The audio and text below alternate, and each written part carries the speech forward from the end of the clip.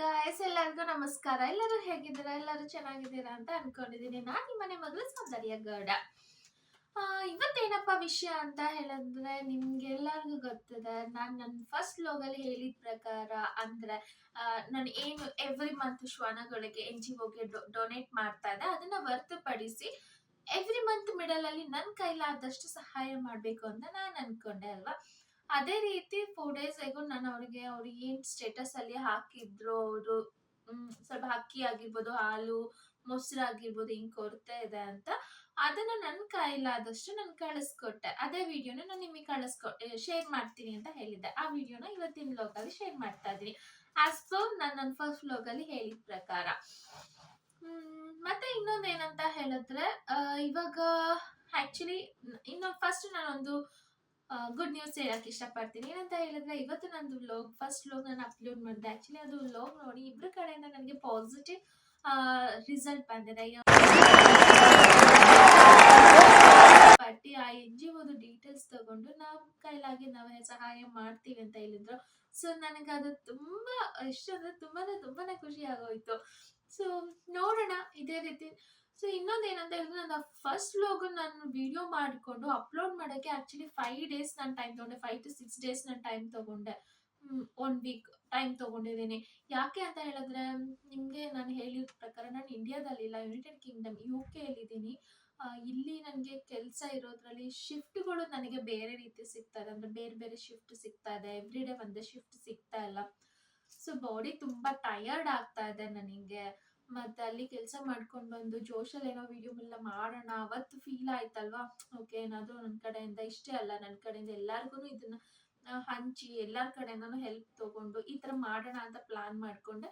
But ಏನಂತ ಹೇಳಿದ್ರೆ, ಈ ವರ್ಕ್ ಪ್ರೆಷರ್ ಇಂದ ನನಗೆ ಟಯರ್ಡ್ ಆಗಿ ಇದನ್ನ ವಿಡಿಯೋ ಅಪ್ಲೋಡ್ ಮಾಡಕ್ ಆಗ್ತಲ್ಲ.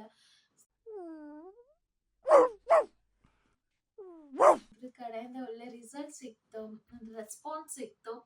ಸೊ ನನ್ಗೆ ಇವತ್ತು ಆಕ್ಚುಲಿ ನಾನು 10 hours ಕೆಲಸ ಮಾಡಿಕೊಂಡು ಮಾರ್ನಿಂಗ್ 3:40ಗೆ ಎದ್ದು ಮಾರ್ನಿಂಗ್ 3:40ಗೆ ಎದ್ದು 5 o'clock ಕೆಲಸ ಸ್ಟಾರ್ಟ್ ಮಾಡಿರೋದು. 5 o'clock ಇಂದ ಆಫ್ಟರ್ನೂನ್ 3:30 4:15 4:20 ನಾನು ಕೆಲಸ ಮಾಡಿಕೊಂಡು ಮನೆಗೆ ಬಂದು ಅಷ್ಟು ಟಯರ್ಡ್ ಆಗಿತ್ತು. ನಾನು ಯಾವಾಗ ಅದು ರೆಸ್ಪಾನ್ಸ್ ನೋಡಿದೆ, ಸೊ ನನಗೆ ಹೈ ಎನರ್ಜಿ ಬಂದ್ಬಿಟ್ಟಿದೆ, ತುಂಬಾ ಖುಷಿ ಆಗ್ತಾ ಇದೆ. ಸೊ ಇವತ್ತಿನ ನಾನು ಅನ್ಕೊಂಡ್ಬಿಟ್ಟೆ, ಓಕೆ ಡಿಸೈಡ್ ಮಾಡಿದೆ, ಇದರಿಂದ ಎಷ್ಟೇ ರಿಸ್ಕ್ ಆದ್ರೂ ಪರವಾಗಿಲ್ಲ, ಅಟ್ಲೀಸ್ಟ್ ಒಂದು ಶಾರ್ಟ್ ವಿಡಿಯೋ ಆದ್ರೂ ಹಾಕೋಣ, ಎಲ್ಲರಿಗೂ ರೀಚ್ ಆಗೋ ತರ ಮಾಡೋಣ ಅಂತ ಅನ್ಕೊಂಡಿದ್ದೀನಿ.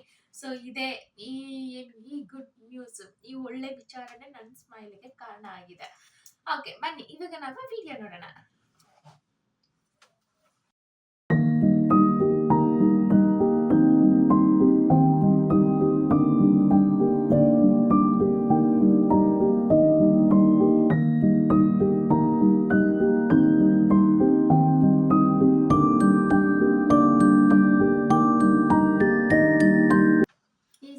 ನೋಡಿದ್ರಿ ಅಲ್ವಾ ವಿಡಿಯೋ? ಇದು ಏನಂತ ಹೇಳಿದ್ರೆ, ಇದು ತಿಂಗಳು ಪೂರ್ತಿ ಈ ರೇಷನ್ ಆಗುತ್ತೆ ಅಂತ ಹೇಳಿಕ್ಕಾಗಲ್ಲ. ಆಕ್ಚುಲಿ ಅವರು 400 ಶ್ವಾನಗಳನ್ನ ಸಾಕ್ತಾ ಇದ್ದಾರೆ. ಅದು ಸುಮ್ಮನೆ ಮಾತಲ್ಲ ಅಲ್ವಾ. 400ಕ್ಕೆ ಎಲ್ಲಿ ಈ ರೇಷನ್ ಎಲ್ಲ ಸಾಕಾಗಲ್ಲ, ನನಗೆ ಗೊತ್ತು.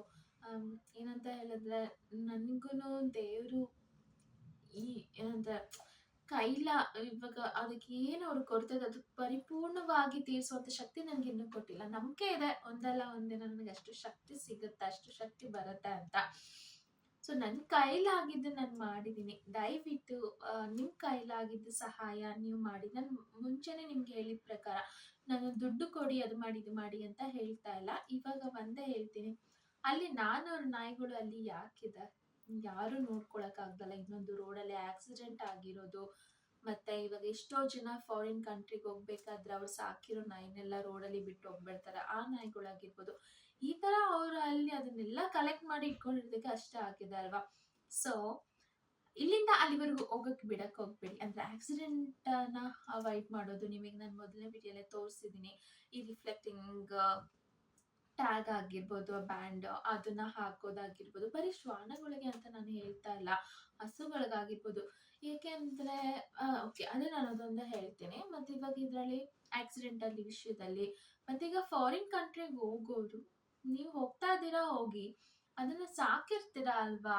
ಸೊ ನಾನೇನು ಹೇಳಲ್ಲ ನಿಮ್ಗೆ ಅದ್ರ ಮೇಲೆ ಪ್ರೀತಿ ಇಲ್ಲ ಅಂತ. ಎಲ್ಲರಿಗೂ ನಿಜವಾಗ್ಲೂ ತುಂಬಾನೇ ತನ್ನ ಮಗುನ ಎಷ್ಟು ಇಷ್ಟಪಡ್ತಾರೋ ಸ್ವಂತ ಮಗುನ, ಅಷ್ಟೇ ಮಗನ ಶ್ವಾನ ಮೇಲೆ ಇಷ್ಟಪಡ್ತಾರೆ. ಅದ್ರ ಮಗುನ ಬಿಟ್ಟು ಹೋಗಲ್ಲ, ಬಟ್ ಶ್ವಾನನ ಬಿಟ್ಟು ಹೋಗ್ತಾರೆ.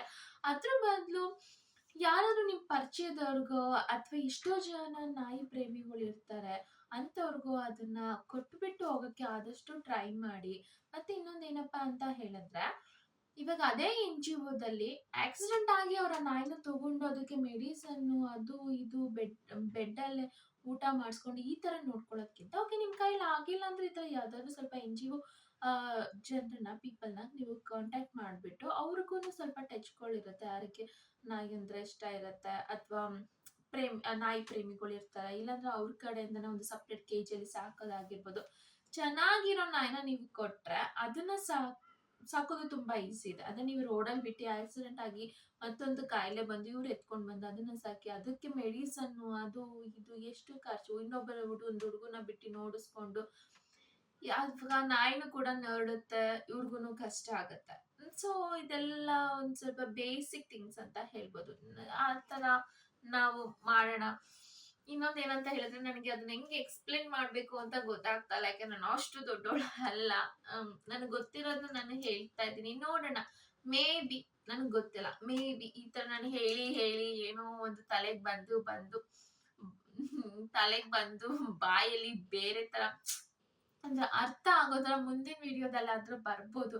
ಯಾಕೆ ಅಂತ ಹೇಳಿದ್ರೆ, ನನಗದು ಫೀಲ್ ಆಗ್ತಾ ಇದೆ. ಮೇ ಬಿ ನಿಮ್ಗೆ ನಾನು ಹೇಳ್ತಿರೋದ್ರಲ್ಲಿ ಕನ್ಫ್ಯೂಷನ್ ಆಗಿರ್ಬೋದು, ಹೇಳಿದ್ದೇ ಹೇಳ್ತಾ ಇರ್ಬೋದು. ಬಟ್ ಏನಂತ ಹೇಳಿದ್ರೆ, ನನ್ನ ಉದ್ದೇಶ ಇಷ್ಟೇನೆ.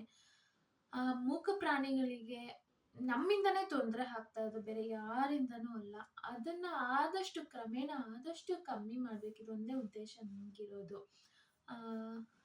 ಅಷ್ಟೇನೆ. ಮತ್ತೆ ಇನ್ನೊಂದು ಹಸು ವಿಷಯ ಏನಂತ ಹೇಳಿದ್ರೆ, ಈಗ ಹಳ್ಳಿ ಕಡೆಯಲ್ಲಿ ಎಲ್ಲ ಏನಂತ ಹೇಳಿದ್ರೆ, ನನಗೆ ಹಳ್ಳಿ ಇದ್ರ ಬಗ್ಗೆ ಗೊತ್ತಿಲ್ಲ. ಯಾಕೆ ಅಂತ ಹೇಳಿದ್ರೆ ನಮ್ಮೂರು ಸಿಟಿನೇ ಬರುತ್ತೆ. ಮತ್ತೆ ಹಳ್ಳಿಗೆ ನಮ್ಮ ಮನೇಲಿ ಕರ್ಕೊಂಡೇ ಹೋಗಿಲ್ಲ. ಏನಂತ ಹೇಳಿದ್ರೆ, ನನಗ್ ಗೊತ್ತಿರೋ ಪ್ರಕಾರನು ಕೂಡ ಹಳ್ಳಿಯಲ್ಲಿ ಅವರೇ ಕರ್ಕೊಂಡೋಗಿ ಹಸುಗೆ ಏನ್ ಮೇಯಿಸ್ಬೇಕು ಮೇಯಿಸ್ಕೊಂಡು ಕರ್ಕೊಂಡ್ ಬಂದು ಒಳಗಡೆ ಆ ಕೊಟ್ಟಿಗೆಯಲ್ಲಿ ಕಟ್ಟಾಕ್ತಾರೆ.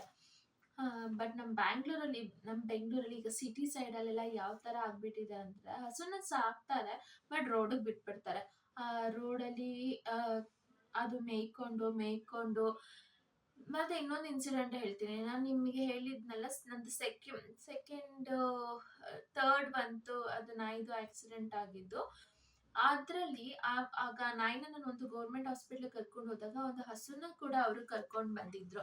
ಅದು ಏನಾಗಿತ್ತು ಅಂತ ಹೇಳಿದ್ರೆ, ಮೇನ್ ರೋಡ್ ಅಲ್ಲಿ ಅದು ಹಸು ಸಾಕಿರೋ ರೋಡ್ ಬಿಟ್ಬಿಡ್ತಾರಲ್ವಾ, ಮೇನ್ ರೋಡ್ ಅಲ್ಲಿ ಅದು ಮೇಯ್ಕೊಂಡು ಹೋಗ್ಬೇಕಾದ್ರೆ ಒಂದು ಕಾರು ಸ್ಪೀಡಾಗಿ ಹೋಗಿದೆ. ಹೋಗಿ ಹಸು ಬಿದ್ದಿದೆ ಅಲ್ವಾ, ಅದ್ರ ಕಾಲ್ ಮೇಲೆ ಹತ್ಕೊಂಡೋಗಿ ಕಾಲ್ ಮುರಿದೋಗ್ಬಿಟ್ಟಿದೆ. ಅದು ನನಗೆ ಸಾರಿ, ನನ್ಗೆ ನಿಜವಾಗ್ಲೂ ಅದು ಅಷ್ಟು ಚೆನ್ನಾಗಿ ನೆನಪಿಲ್ಲ, ಕಾರ TT ಗಾಡಿನ ಏನು ಅಂತ. ಬಟ್ ಕಾಲ್ ಅದಕ್ಕೆ ಕಟ್ ಆಗ್ಬಿಟ್ಟಿದೆ. ಅವರು ಅದೇ ಹಾಸ್ಪಿಟಲ್, ಅದು ಇನ್ನೊಂದು ಅವ್ರು ಯಾರು ತಗೊಂಡ್ ಬಂದಿರೋದು ಅಂದ್ರೆ, ಹಿಂಗೆ ಟೆಂಪೋ ಓಡಿಸ್ಕೊಂಡು ಹೋಗ್ತಾರಲ್ವಾ, ಟೆಂಪೋ ಅಂದ್ರೆ ದೊಡ್ಡದಲ್ಲ, ಇದು ಟಾಟಾ AC ಇದನ್ನ ಓಡಿಸ್ಕೊಂಡು ಹೋಗ್ತಾರಲ್ವಾ, ಅಲ್ಲಿ ಟ್ರಾಫಿಕ್ ಜಾಮ್ ಪೊಲೀಸವ್ರು ಇದ್ರಲ್ವಾ, ಆ ಪೊಲೀಸವರು ಆ ಹುಡುಗರ್ನ ಕರೆಸ್ಬಿಟ್ಟು ಆ ಗಾಡಿಯಲ್ಲಿ ಹಾಕಿಸ್ಬಿಟ್ಟು ಟಾಟಾ AC ಅಲ್ಲಿ ಹಾಕಿಸ್ಬಿಟ್ಟು ಹಾಸ್ಪಿಟಲ್ ಕಳಿಸ್ಕೊಟ್ಟಿದ್ದಾರೆ. ಇನ್ನೊಂದು, ಇವಾಗ ನನಗೆ ಗೊತ್ತಿಲ್ಲ ಪೊಲೀಸ್ ಮೇಲೆ ಇದು ಕಂಪ್ಲೇಂಟ್ ನಾನೇನ್ ತಪ್ಪಾಗಿ ಹೇಳ್ತಾ ಇಲ್ಲ, ನಡೆದಿರೋದೇ ನಾನು ಹೇಳ್ತಾ ಇದ್ದೀನಿ. ಇವೇ ನನ್ನ ಹತ್ರ ಪ್ರೂಫ್ ಕೂಡ ಇದೆ. ಹಸುನ ಅವರು ಗಾಡಿಲಿ ಹಿಂಗೆ ಮಲ್ಸ್ಕೊಂಡಿದ್ದ ಫೋಟೋ ನನ್ನ ಮೊಬೈಲಲ್ಲಿ ಇರ್ಬೇಕು, ಇದ್ರೆ ನಾನು ಇದ್ರ ಜೊತೆ ನಿಮ್ಗೆ ಆಡ್ ಮಾಡಿರ್ತೀನಿ. ಏನಂತ ಹೇಳಿದ್ರೆ, ಇವಾಗ ಆ ಪೊಲೀಸರು ಹುಡುಗರ ಜೊತೆ ಕಳಿಸ್ಕೊಟ್ಬಿಟ್ಟಿದ್ದಾರೆ. ಆ ಹುಡುಗರು ಹೇಳಿದ್ ಏನಂತ ಹೇಳಿದ್ರೆ, ನಿಜವಾಗ್ಲು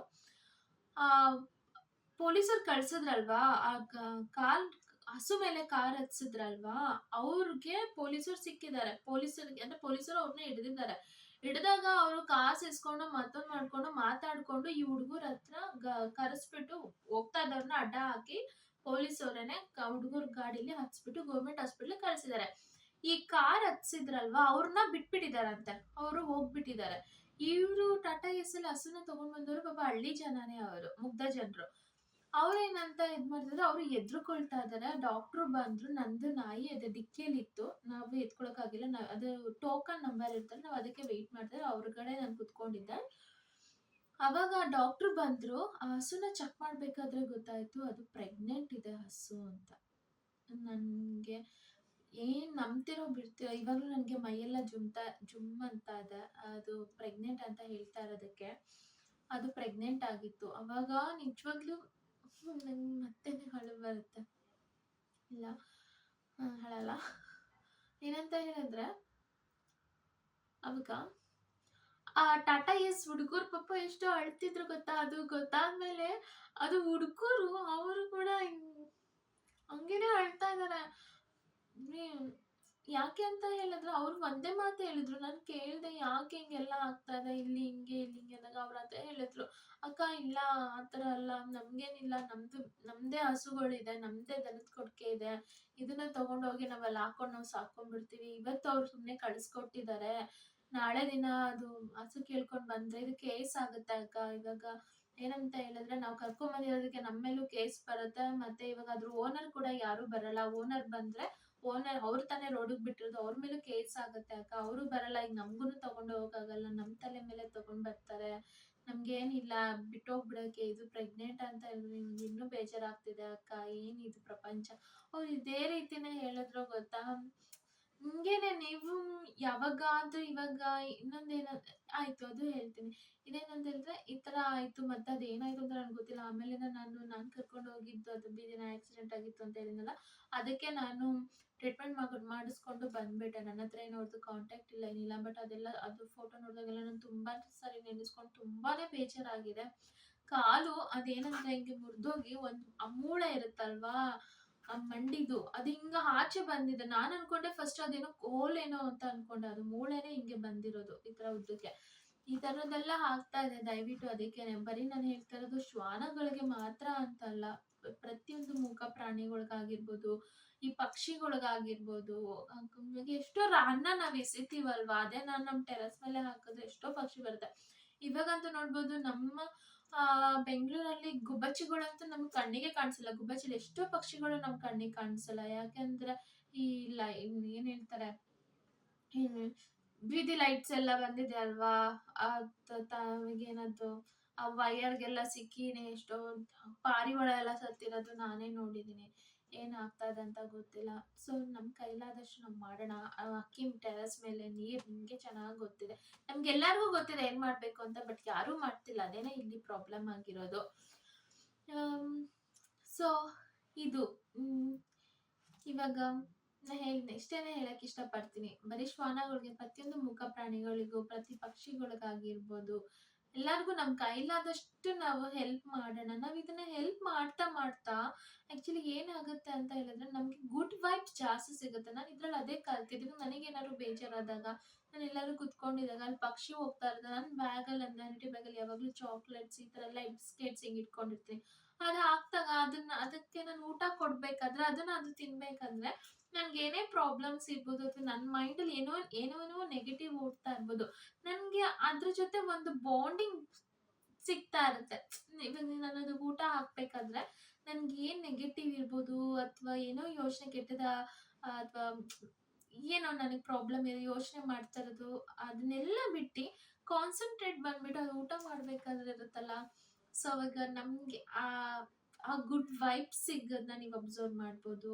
ಮತ್ತೆ ನಮ್ದು ಎಷ್ಟೋ ಪ್ರಾಬ್ಲಮ್ಗಳಿಗೆ ಸೊಲ್ಯೂಷನ್ ಸಿಗ್ಬೋದು. ಇದೆಲ್ಲ ನಡೆಯುತ್ತೆ. ಎಲ್ಲರೂ ಟ್ರೈ ಮಾಡಿ ನೋಡಿ. ನಿಜವಾಗ್ಲೂ ನಿಮ್ಗೆ ಅದು ಫೀಲ್ ಆಗೇ ಆಗತ್ತೆ. ಓಕೆ, ಜಾಸ್ತಿ ಮಾತಾಡ್ಬಿಟ್ಟೆ ಅಂತ ಅನ್ಸುತ್ತೆ. ಇನ್ನೊಂದು ಕೆಲಸದಿಂದ ಬಂದು ನಾನು ಹೆಂಗೆ ಬಂದ ನಂದು ಯೂನಿಫಾರ್ಮ್ ಚೇಂಜ್ ಮಾಡಿ ಹಿಂಗೆ ಕುತ್ಕೊಂಡ್ಬಿಟ್ಟೆ. ಅದೇ ಹೇಳ್ದೆ ಅಲ್ಲ, ಇಬ್ರದ್ದು ನನಗೆ ಪಾಸಿಟಿವ್ ರೆಸ್ಪಾನ್ಸ್ ಸಿಕ್ಕಿದ್ದಕ್ಕೆ. ಸೊ ಈಗ ನಾನು ಫುಲ್ ಎನರ್ಜಿಯಿಂದ ನಾನು ಈ ವಿಡಿಯೋನ ಎಂಡ್ ಮಾಡ್ತಾ ಇದ್ದೀನಿ. ನನ್ನ ವಿಡಿಯೋ ನೋಡಿದಂಥವ್ರಿಗೆ ಎಲ್ಲರಿಗೂ ಕೂಡ ತುಂಬ ಹೃದಯದ ಧನ್ಯವಾದ. ಎಲ್ಲರಿಗೂ ಶುಭರಾತ್ರಿ. Love you all.